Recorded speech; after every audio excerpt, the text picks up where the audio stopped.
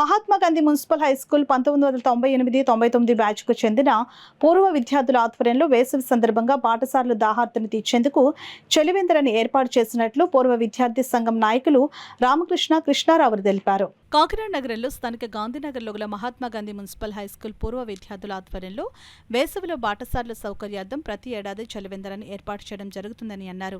ఈ సందర్భంగా పాఠశాల పూర్వ విద్యార్థులు కె రామకృష్ణ, పి కృష్ణారావులు మాట్లాడుతూ రోజురోజుకి వేసవి తాపం పెరిగిపోతూ ఉండడంతో అధిక ఎండలు దృష్టిలో ఉంచుకుని ఈ మజ్జిగ చలివేంద్రాన్ని ఏర్పాటు చేసినట్లు తెలిపారు. ఈ చలివేంద్రాన్ని బాటసారులంతా సద్వినియోగం చేసుకోవాలని కోరారు.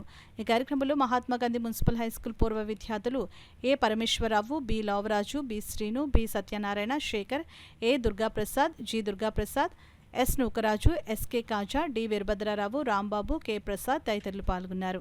కొంచెం ఎక్కువగా ఉండడం వల్ల అందరూ పూర్వ విద్యార్థులు అందరూ కలిసి మజ్జిగ పంపిణీ చేయడం జరుగుతుంది. ఇది ప్రతి సంవత్సరం కూడా మేము మా పూర్వ విద్యార్థులు అందరూ కలిసి ఈ ఉష్ణోగ్రతను బట్టి మజ్జిగ పంపిణీ చేయడం జరుగుతుంది. అలాగే 1998-99 బ్యాచ్ ఈ సంవత్సరం కాక ప్రతి సంవత్సరం 98 నుంచి అప్పటి నుంచి ఇప్పటిదాకా కూడా ప్రతి సంవత్సరం ఉష్ణోగ్రతను బట్టి మా పూర్వ విద్యార్థులు అందరూ కలిసి ఈ ప్రోగ్రాన్ని కండక్ట్ చేయడం జరుగుతుంది.